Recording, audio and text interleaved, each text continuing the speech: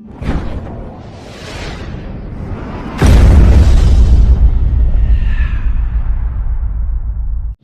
नमस्कार दोस्तों। तो आप देख सकते हैं कि अभी हम अपने छत पर हैं और आज का मौसम काफ़ी अच्छा है, जोरों जोरों से हवा चल रहा है।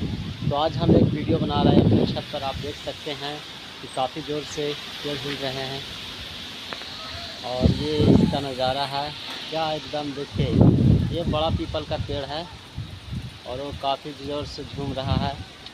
और मैं बता देना चाहता हूँ कि अभी लगभग 6 बजने वाले हैं और मौसम काफ़ी अच्छा किया हुआ है। और ये मेरा 2 रूम है जिसको हम अभी फ़िलहाल बनाए हैं। इसके बगल में एक खाली जगह है, इसमें एक छोटा सा रूम और होगा।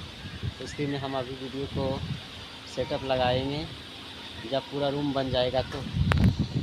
हाय दोस्तों, आपको ये वीडियो कैसा लगा? अगर ये वीडियो आपको अच्छा लगा तो प्लीज मेरे चैनल को सब्सक्राइब करें, वीडियो को लाइक करें, अधिक से अधिक शेयर करें और मुझे सपोर्ट करें। अगला वीडियो बहुत ही जल्दी आप सबके लिए लेकर आएंगे। थैंक यू, नमस्कार।